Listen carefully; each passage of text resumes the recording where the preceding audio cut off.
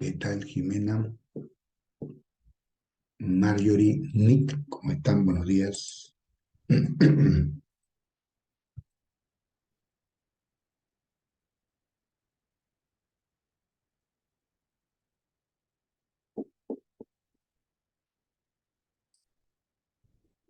Muy bien, continuamos con el desarrollo del curso de física. Hoy día vamos a tocar un tema muy, pero muy interesante que abre las puertas para poder justamente analizar quizás también el movimiento o el cambio en el estado de movimiento de los cuerpos, pero ya viéndolo bajo otro punto de vista. Eso no significa que lo anterior no se vaya a aplicar o ya no se aplique, ¿de acuerdo? Sino que más bien viene a ser un agregado, ¿correcto? Vamos a analizar el hecho de que los cuerpos interactúen entre sí, como por ejemplo, patear una pelota, por ejemplo, sentarse en un sofá, apoyarse en la pared, empujar una carreta, jalar un carrito, etcétera. Vamos a hablar hoy día de la fuerza, ¿correcto? Específicamente la fuerza y cómo nosotros, mediante la fuerza, podemos imaginarnos, podemos dar a conocer cómo el entorno sobre un cuerpo que yo quiero analizar lo afecta. Por eso que el concepto de fuerza es muy importante. Y por lo general, las personas comunes y corrientes eh, relaciona, en este caso, lo que es fuerza con la palabra fuerte, y no necesariamente debe ser así. Entonces tenemos que aprender bien qué cosa es la fuerza, cuáles son sus características, cómo la podemos definir, los efectos que produce y de qué manera nos va a permitir visualizar el efecto sobre un cuerpo. Todo esto para que posteriormente podamos analizar los estados de equilibrio de los cuerpos. Por ejemplo, en la vida cotidiana habrán visto ustedes muchos cuerpos que no se mueven, los edificios, su propia casa, el sofá, las mesas, afuera, las torres de alta tensión, los postes de alumbrado eléctrico, las banquitas en los bancos, los mismos árboles, que inclusive medios inclinados no se caen. ¿Por qué ocurre eso? Sin embargo, también el hecho de que los autos puedan ir cada vez más rápido. Nosotros hemos visto que en lo que corresponde al movimiento pueden tener unos cambios de velocidad que nosotros lo medimos con la aceleración. Pero ¿qué es lo que hace que los cuerpos puedan aumentar esa velocidad? ¿Quiénes son los responsables de que eso ocurra? Cuidado, porque podemos nosotros cometer el error de decir, si la velocidad cambia es porque la aceleración lo produce. No, señor. La aceleración existe porque la velocidad cambia y se encarga de medir la rapidez con la que la velocidad cambia.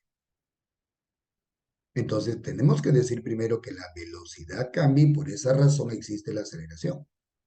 Pero entonces tenemos que preguntarnos, ¿quién hace que la velocidad cambie? Por eso tenemos que saber bien qué cosa es la fuerza. Como ustedes están en formación, vamos a verlo de esta manera. Bien, voy a compartir con ustedes entonces un material donde vamos a explicar todo eso. Bien, ahí está. Muy bien, bien. Vamos a ver hoy día entonces lo que es la fuerza, ¿correcto? Y cómo estas vamos a poderlas diagramar para poder finalmente después analizar esos estados particulares en los cuales un cuerpo puede encontrarse, ya sea en reposo o ya sea que se esté moviendo. Muy bien, vamos a hablar de la fuerza. La fuerza, jovencitos, es el resultado de que los cuerpos interactúen entre sí. O podemos decir el resultado de que un cuerpo actúe sobre otro. Pero lógicamente cuando actuamos sobre otro cuerpo, lo podemos ver o lo podemos generar de muy diversas formas. Por ejemplo, al patear una pelota, podemos lograr que el balón vaya al ras del campo, o puede hacer que el balón se eleve, ¿correcto? Y por lo tanto, la forma en que lo hemos pateado no es la misma. Como lógicamente en un caso la pelota pierde su estado de reposo y se comienza a mover en una dirección al ras del campo, y en otra, si yo logro que lo eleve, lógicamente va a salir disparado en otra dirección. Igualmente, está perdiendo su estado de reposo, un estado de movimiento en el cual se encontraba. Pero debido a actuar sobre el balón, ¿de acuerdo? El balón ya no queda en reposo, sino comienza a moverse. Su estado de movimiento cambió. ¿Como consecuencia de qué? De haber pateado el balón, haber actuado sobre el balón. Ese accionar sobre el balón y que ha producido, que es el responsable de que el balón, de estar en reposo, se mueva, se llama fuerza. Ahí está. Por lo tanto, ya podemos contestar esta pregunta muy importante. ¿Quién es el responsable de que el estado de movimiento de los cuerpos varíe o se altere? La fuerza, así de simple. Ahora, como la forma como aplicamos la fuerza genera efectos distintos en cuanto a dirección, la fuerza tendrá un elemento muy importante llamado dirección. Por lo tanto, definimos a la fuerza como una cantidad física vectorial, ¿correcto? Que va a medir la interacción existente entre los cuerpos. Esta palabrita de interacción la vamos a entender muy bien cuando veamos una de las leyes importantes que nos ha legado Newton, que es la tercera ley. Pero por el momento entendamos la acción de un cuerpo sobre otro.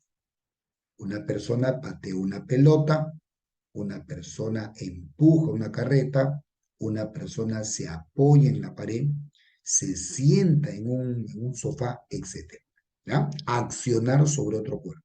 Bueno, pero este accionar sobre otro cuerpo puede darse por contacto, como los ejemplos que acabamos de notar, o puede darse también a distancia.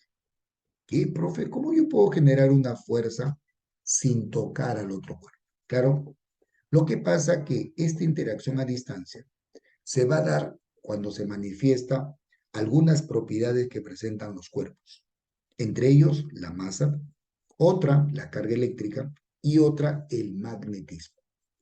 Todos en algún momento hemos hablado de los imanes. Es más, son dispositivos, son cuerpos, sustancias que básicamente están presentes en casa. Por ejemplo, están presentes en los parlantes y también en las refrigeradoras. Las puertas se cierran herméticamente gracias a unas bandas magnéticas que hacen de que se puedan cerrar, ¿de acuerdo? Herméticamente, mediante una atracción. También, en este caso, algunos adornitos que tiene la mamá justamente pegado en la puerta del refrigerador, imanes. También tenemos juegos de ajedrez, juegos de damas, también imantados, ¿de acuerdo? Bueno, eh, dentro de los motores también tenemos enormes, fuertes imanes. En los puertos tenemos también enormes imanes, ¿de acuerdo? Para poder descargar los cuerpos pesados. Bueno, interacción por contacto a distancia. Como acá dice, como patear una pelota o que un imán cercano a un clavito lo pueda atraer, ¿correcto? El imán tiene la particularidad de poder atraer sustancias de hierro. Entonces, vuelvo a repetir, la fuerza viene a ser una cantidad física vectorial que va a medir la interacción existente entre los cuerpos, ya sea por contacto o a distancia. Su unidad en el sistema internacional es el newton. Es la unidad que nosotros hemos elegido o el sistema internacional ha elegido para la fuerza. Como acabamos de ver, patear un balón implica sacarlo del reposo y que se mueva. Empujar una carreta o un carrito, sacarlo del reposo y que se mueva. Sin embargo, hay cuerpos que se pueden deformar, no todos. Por ejemplo, una liga, un resorte, una esponja. Cuando accionamos sobre ellos, lo que vamos a poder percibir es que, por ejemplo, en el caso del resorte, se puede estirar o comprimir. En el caso de una liga, solo estirarse. Estamos provocando una deformación. Por lo tanto, la fuerza se va a manifestar produciendo sobre los cuerpos principalmente efectos relacionados con el movimiento y la deformación. Eso es lo que nosotros vamos a poder percibir y poder afirmar que hay una fuerza que está presente. Si yo veo que un resorte se estira es porque hay una fuerza. Veo que el resorte se comprime es porque hay una fuerza. Veo que un auto se está moviendo es porque una fuerza lo impulsa. Veo que un cuerpo se eleva es porque lógicamente hay una fuerza de por medio. Veo que el balón de pronto se está moviendo es porque hay una fuerza que ha producido ese movimiento. Los efectos de movimiento y deformación son una clara manifestación de la existencia de una fuerza.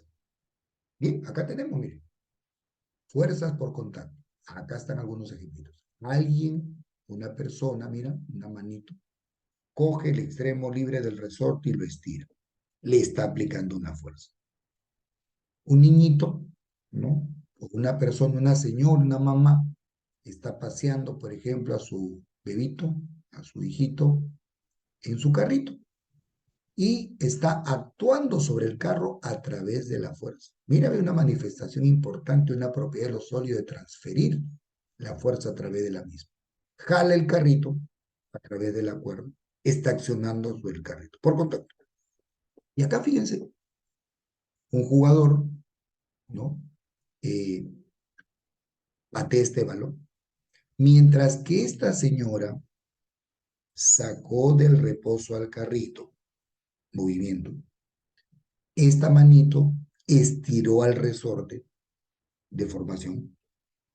Esta persona lo que ha hecho es de repente recepcionar el balón, o sea, el balón le llegó con una cierta velocidad y mira, patea el balón sale disparado o desviado.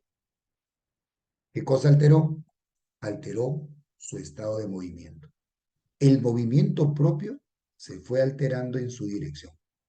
Como verán entonces, en esta interacción por contacto, la responsable de los cambios que ha experimentado los cuerpos es la fuerza.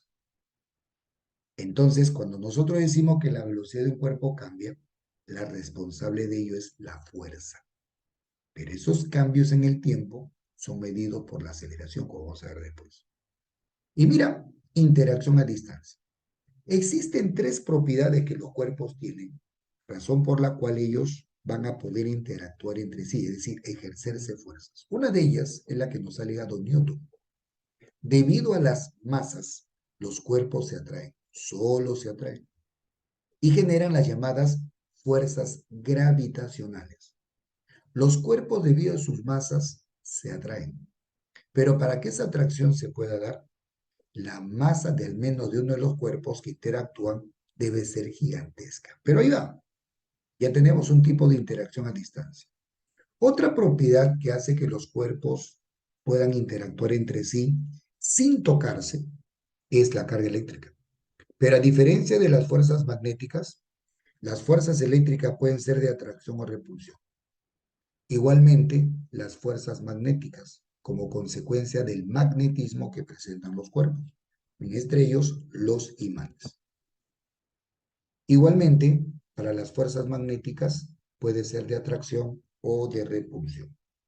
Bueno, interacción por contacto, interacción a distancia. Entonces, estamos aclarando estas ideas que de alguna manera quizás pueden haber generado dudas o alguna impresión porque lógicamente no estamos enterados de eso. O si lo sabemos, no sabemos con certeza que estas cosas obviamente están cumpliéndose. Para generar fuerza entonces no es necesario que haya un contacto entre los cuerpos. Si bien es cierto, puede darse, pero no es necesario. Puede haber interacción a distancia. Nuestro planeta está siendo atraído permanentemente con el Sol, por eso no escapa de su órbita. Esas fuerzas son de naturaleza gravitacional. ¿Y a qué se debe? Se debe a la masa del Sol y a la masa de nuestro planeta, que es la Tierra. Debido a esas masas, enormes por cierto, se atraen entre sí el Sol con la Tierra, igualmente el Sol con los demás planetas. Vamos a ver cómo se representa la fuerza. Dijimos que la fuerza, al generar efectos, podemos notar diferencias en la dirección. Yo puedo, como hemos visto, poner en movimiento un balón al ras del campo, elevarlo. Esto es dirección. Por lo tanto, la forma como hemos aplicado la fuerza ha cambiado en cuanto a su dirección. Por eso, es una cantidad física vectorial. Bueno, ya que es una cantidad física vectorial, hay que representarla mediante un vector. Ahí está. Ahí tenemos la flechita que representa la fuerza que este jovencito le está aplicando a este balón. Está golpeando el balón y le está generando esta fuerza. Estamos representando la acción de este jovencito sobre el balón, llamada fuerza. Como vector, obviamente tiene esos dos elementos que nosotros conocemos para los vectores de manera general. El módulo, que también acá se le va a llamar magnitud, y la dirección, que recuerda viene representada geométricamente por la flechita, ¿correcto? Que nos indica hacia dónde, el sentido, hacia dónde se dirige, y cuantitativamente mediante el ángulo de inclinación de la fuerza respecto a una recta horizontal, ¿no? Cuando yo observo hacia dónde, ya estoy visualizando la dirección. Pero yo quiero calcularla. Si yo la calculo, lo hago mediante este angulito, como lo hemos visto en la parte de vectores. Bien, pero la fuerza goza de tener otros dos elementos adicionales, propios de la fuerza. Pero te comento algo más. Cuando hablamos del módulo, recuerda que hablamos del tamaño de la flecha. Sin embargo, la fuerza no se mide en metros o centímetros o milímetros, sino en newton. Entonces, ¿qué relación hay entre el módulo y la magnitud? Por eso digo módulo o magnitud. La idea es que hay una proporción entre ellos. La magnitud me da el valor de la fuerza. ¿Qué tan grande es el valor? ¿Qué tan intensa es la fuerza? Entonces yo diría así. Si yo, por ejemplo, quiero dibujar una fuerza de 100 newtons, entonces dibujaré una flechita con cierto tamaño. Y ahí te digo, comparando, yo quiero dibujar una fuerza de 20 newtons. Ah, entonces dibujaré una flechita de menor tamaño. El tamaño del vector guarda una proporción directa con la intensidad o magnitud de la fuerza. Cuanto más grande es la magnitud de la fuerza, dibujaré un vector más grande. La proporción se mantiene. Entonces, si yo voy a dibujar, por ejemplo, un vector de 2 newtons y otro de 6, obviamente la flecha del de 6 va a ser más grande. Será el triple de lo que corresponde al de 2. Si, por ejemplo, yo cojo 1 centímetro para el de 2, cogeré 3 centímetros para el de 6, para que tengan una idea de la relación que hay entre las dos. Muy bien. Y otro viene a ser la línea de acción. ¿Qué es la línea de acción? Es la recta que contiene a la fuerza. Se le conoce como recta soporte de la fuerza, ¿correcto? Y por otro lado, debemos resaltar también dónde se está aplicando la fuerza, que recibe el nombre de punto de aplicación. Y por lo general está representado por la cola del vector, pero también hay veces está representado por el extremo del vector, punto de aplicación. Entonces los elementos de la fuerza son módulo magnitud, dirección, línea de acción o recta soporte de la fuerza y el llamado punto de aplicación. ¿Dónde se está aplicando la fuerza? Estrictamente dónde. Yo pateo una pelota y de hecho lo voy a aplicar en un punto determinado. Ese punto es el punto de aplicación. Donde aplicamos la fuerza, a eso se le va a llamar punto de aplicación. ¿Por qué la línea de acción es importante? Mira, nosotros cuando hemos visto vectores, hemos visto que los vectores, cuando se pueden trasladar, ¿correcto? Cuando los vectores se pueden trasladar, pueden hacerlo en la misma línea o paralelamente. Y no pasa nada. Pero en el caso de la fuerza hay que tener cuidado. Porque cuando nosotros desplazamos o trasladamos la fuerza paralelamente a la misma, el efecto de la fuerza va a cambiar. Ahí te digo, mira, Supongamos que esto estaría representando, por ejemplo, un roperito. Si yo le aplico la fuerza acá, lo que va a hacer el ropero es desplazarse. Ojo, se desplaza, lo arrastro. Pero si yo le aplico una fuerza acá, mira lo que va a pasar. Va a volcar. Y eso que es la misma fuerza en magnitud, la misma dirección, pero no es la misma línea de acción. La fuerza la desplacé paralelamente y el efecto va a cambiar inmediatamente. Entonces hay que tener cuidado. Para que una fuerza no cambie su efecto, la fuerza solo debe moverse a lo largo de la línea de acción. Una propiedad que también recibe el nombre de principio de transmisibilidad de la fuerza. Muy importante en algunos análisis ya de, obviamente, grado superior. ¿Correcto? Línea de acción. Y acá te lo explico. La línea de acción es importante ya que la fuerza, a diferencia de las otras cantidades vectoriales, solo se puede desplazar a lo largo de su línea de acción. Si se desplaza paralelamente, su efecto va a cambiar. Mucho cuidado.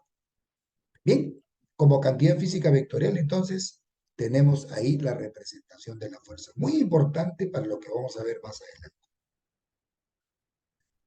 La gran variedad de fuerzas que nosotros podemos imaginar y de la cual obviamente ahorita en estos momentos nos hemos enterado, patear una pelota, empujar una carreta, jalar un cuerpo, empujarlo, arrastrarlo, las fuerzas gravitacionales debido a las masas, las fuerzas eléctricas, las fuerzas magnéticas, todas ellas las podemos nosotros clasificar en este grupo llamado fuerzas fundamentales de la naturaleza.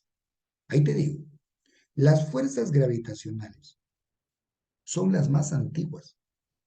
Acuérdate que ellas son las responsables de que después de la explosión del Big Bang se hayan acercado, se hayan atraído y finalmente los cuerpos se condensan y forman los planetas. Es la idea que tenemos del origen del universo.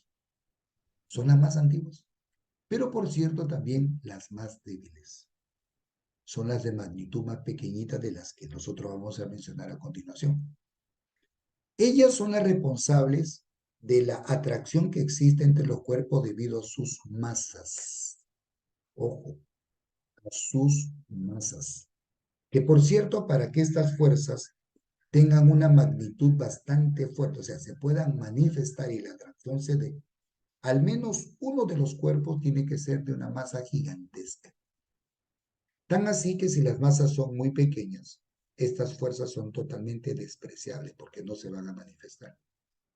Por ejemplo, entre protón y electrón, la atracción gravitacional no se aprecia porque sus masas son muy pequeñitas. Entre nosotros tampoco, porque estando cerca un compañero, no terminamos atrayéndonos debido a nuestras masas. De hecho, esa fuerza está, pero es tan pequeña que no se manifiesta. Por lo tanto, la despreciamos. Pero yo suelto un borrador y caerá sobre la superficie. ¿Por qué? Porque la enorme masa de la Tierra genera una fuerza considerable de tal manera que lo atrae. La atracción se va a manifestar. Bueno, es una fuerza de interacción a distancia porque los cuerpos no están en contacto. Pero ¿por qué se le llama de largo alcance? Porque mira, estando los cuerpos muy, pero muy lejos, miles de kilómetros de distancia, y sin embargo la fuerza va a tomar un valor considerable. Razón por la cual la Luna orbita alrededor de la Tierra y no escapa. ¿Correcto hasta ahí? No te olvides, son las más débiles. Ahí viene la otra, las fuerzas electromagnéticas. Estas fuerzas son las responsables de la interacción entre cargas eléctricas. De ahí el nombre, ¿no? Electromagnético. ¿Pero qué tendrá que ver con electromagnético? Mira, ve. La presencia de las cargas, tan solo que existan cargas, hace que estas fuerzas aparezcan. Y ya hemos dicho, entre cargas eléctricas hay una interacción a distancia. Tanto las gravitacionales como las electromagnéticas son resultado de una interacción a distancia. La propiedad que resalta es la carga eléctrica. Puede ser de atracción o de repulsión. Pero ahí te voy. Cuando las cargas están en reposo, entre ellas la interacción será solamente eléctrica, es decir, solo aparecerán las fuerzas eléctricas. Pero cuando ya se mueven, aparecen otras fuerzas. aparte las eléctricas, aparte otras, las llamadas magnéticas. Por eso se le llama fuerzas electromagnéticas. De manera general, si las cargas que interactúan se están moviendo, aparecerán fuerzas eléctricas y fuerzas magnéticas. Conclusión, fuerzas de naturaleza electromagnética. Estas fuerzas, ¿correcto? Son de menor intensidad que las fuerzas nucleares, es decir, las fuerzas presentes dentro del núcleo de los átomos. De hecho, son mayores que las gravitacionales, pero son menores que las nucleares en cuanto a su intensidad. Estas fuerzas, si bien es cierto, son bien una interacción a distancia, pero ya no son de largo alcance, sino más bien de corto alcance. ¿Por qué? Porque para que pueda un imán atraer un clavito de hierro hay que acercarlo. Si bien es cierto, no lo va a tocar, pero tiene que estar cerca. El efecto es cuando está en su entorno. Igualmente este peine, por ejemplo, electrizado, puede atravesar o atraer estos pedacitos de papel estando cerca a ellos. Lejos, definitivamente el efecto desaparece inmediatamente. Entonces, fijen la diferencia que hay entre las dos, ¿correcto? Un detalle importante es que las fuerzas de contacto son de naturaleza electromagnética. Quiere decir que cuando tú pateas un balón, coges un lapicero, te apoyas en la pared, empujas una carreta, estás produciendo fuerzas de naturaleza electromagnética. ¿Por qué será? Porque si analizamos microscópicamente el contacto entre cuerpos, vamos a darnos cuenta que los átomos de los cuerpos en contacto interactúan mediante sus electrones. Eso no se ve, pero se da, microscópicamente hablando. Por lo tanto, como hay interacción entre electrones, que son cargas, por eso que las fuerzas de contacto son de naturaleza electromagnética. Las fuerzas de fricción, cuando hay rugos y en una superficie como hay contacto, son de naturaleza electromagnética. Cuidado ahí. Luego tenemos las fuerzas nucleares débiles. Estas fuerzas están contenidas, están presentes dentro del núcleo, principalmente en la formación o desintegración de ciertas partículas. Por ejemplo, entre el protón y el electrón hay una pequeña diferencia. Mientras que el protón es el electrón es una partícula indivisible, los protones son partículas que están formadas por otras partículas, que si bien es cierto, no existen solitas en forma aislada, pero sí cuando forman un conjunto, los quarks. Bueno, cuando estos quarks interactúan, se juntan y mantienen juntos gracias a estas fuerzas llamadas nucleares débiles. ¿Y por qué se les llama nucleares?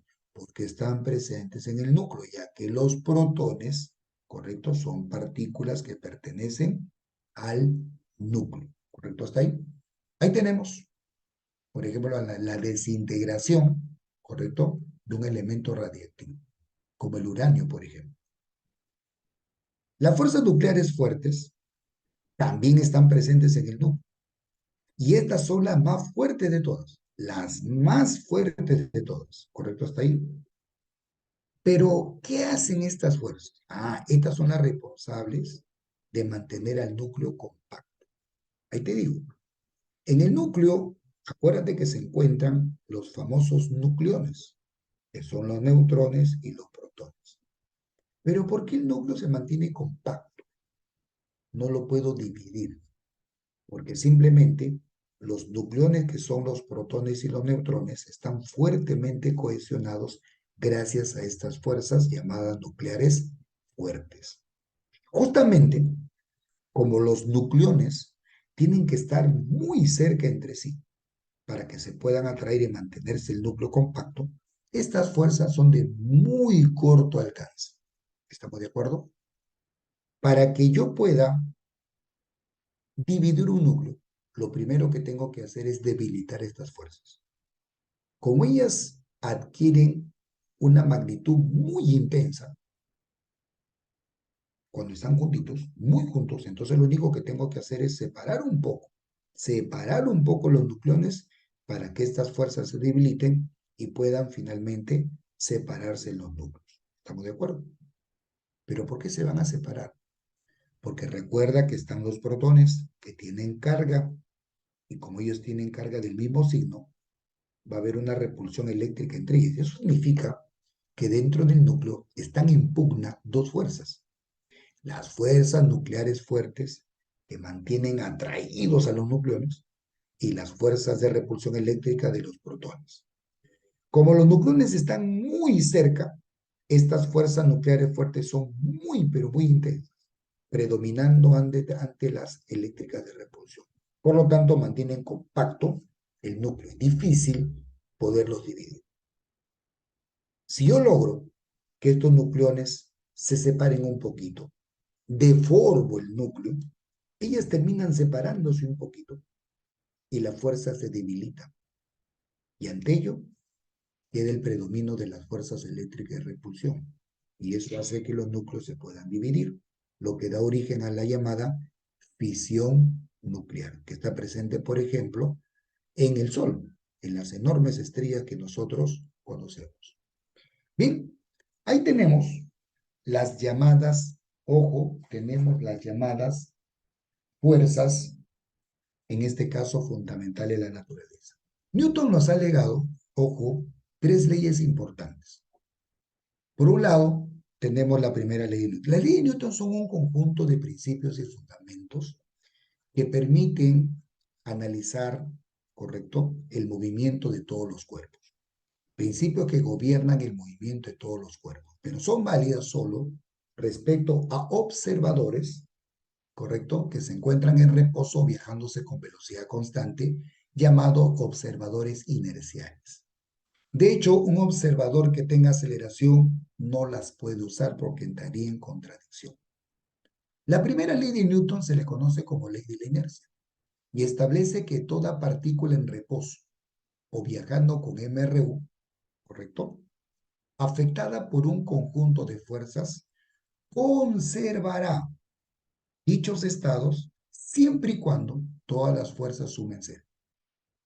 En pocas palabras, si tenemos hipotéticamente un cuerpo libre de todo tipo de fuerza, todo cuerpo en ausencia de fuerzas se mantendrá en reposo o viajando con velocidad constante. Su equivalente, si yo tengo una partícula al cual yo le aplico un conjunto de fuerzas, si yo quiero que esta partícula quede quietecita o que se mueva con velocidad constante sin aceleración, entonces estas fuerzas deben sumarse, así es. Entonces, si yo quiero identificar un evento donde la primera ley de Newton se cumpla, simplemente debo observar que la partícula debe estar en reposo o viajando con velocidad constante. La inercia es una propiedad que presentan todos los cuerpos, con la cual van a ofrecer una oposición a que su estado de movimiento cambie. Por eso que todo cuerpo, si está en reposo, tratará de mantenerse en reposo. Y si está en movimiento, tratará de mantenerse en movimiento. De ahí nosotros, por ejemplo, en los autos, cuando aceleran, nos vamos hacia atrás, porque tratan de quedarse en su sitio. Y si frenan, nos vamos hacia adelante, porque otro cuerpo trata de seguir en movimiento. La inercia va relacionada con la masa, va relacionada con la masa. La masa cuantifica la inercia. Por eso que la masa es una cantidad física escalar que mide la cantidad de inercia que un cuerpo tiene. Su unidad en el sistema internacional es el kilogramo. Mira que yo tengo un cuerpo en reposo, le aplico un conjunto de fuerzas. Si yo quiero que siga en reposo, la fuerza resultante debe ser cero. Y acá tenemos el concepto de inercia. Esta persona choca con las piedras, pero su cuerpo trata de seguir moviéndose. Inercia de movimiento. ¿No de acuerdo? Cuanto mayor masa tenga un cuerpo, mayor inercia va a tener. Por lo tanto, la única forma de que nosotros alteremos la inercia de un cuerpo es alterando la masa.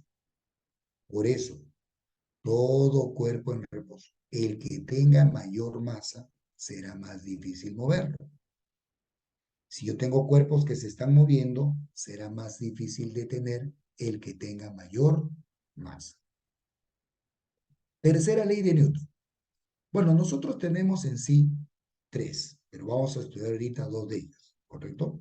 La tercera ley de Newton se conoce como ley de acción y reacción y establece que cuando los cuerpos interactúan, se van a ejercer simultáneamente, ¿correcto? Mutuamente, fuerzas de igual magnitud, pero direcciones contrarias. En general, fíjense cuáles son las características. Igual magnitud, colineales, o sea, en la misma línea de acción, son de direcciones contrarias, actúan en forma simultánea, actúan sobre cuerpos diferentes, razón por la cual no se anulan o se equilibran, y no necesariamente causan el mismo efecto. Ahí está, miren. Tenemos un cohete que está siendo impulsado al espacio. Este cohete está interactuando con los gases que se forman en la explosión del combustible. Entonces, el combustible le aplica una fuerza al cohete y el cohete reacciona generando una fuerza sobre el combustible. Acción y reacción. Cuando pateamos un balón, el pie genera una fuerza sobre el balón, pero el balón también responde con una fuerza sobre el pie. Por eso muchas veces nos duele. Acción y reacción. Observen, direcciones contrarias, colineales, ¿correcto? Pero eso sí, el valor de la fuerza con que el pie genera sobre el balón 20 newtons, el balón sobre el pie también será 20 newtons. Ahí dice bien claro, igual magnitud, ¿correcto? Pero direcciones contrarias. Como están actuando en cuerpos diferentes, no las puedo operar. Yo puedo sumar solamente las fuerzas que están actuando en un mismo cuerpo. Y ahí tenemos también la interacción a distancia, ¿correcto? En este caso, la Tierra con la Luna se atraen entre sí. La Tierra atrae a la Luna una fuerza y la Luna responde sobre la Tierra también atrayéndola con una fuerza. Acción y reacción. En este caso, una interacción a distancia y acá tenemos también una interacción por contacto. Acción y reacción. La acción del martillo sobre el clavo y la reacción del clavo sobre el martillo. Ambos, como verán, están actuando sobre cuerpos diferentes y ojo, razón por la cual no se anulan. Están actuando sobre cuerpos diferentes. Bueno, y el diagrama de cuerpo libre le va a mostrar las fuerzas externas que actúan sobre un cuerpo determinado. Entre ellas, las principales tenemos el peso, la tensión y la normal. Por ejemplo, mira cómo se dibujan. Tenemos un cuerpito. Una fuerza importante es el peso que actúa siempre vertical para abajo. Si hay cuerdas, aparecen fuerzas de tensión saliendo del cuerpo sobre la cuerda.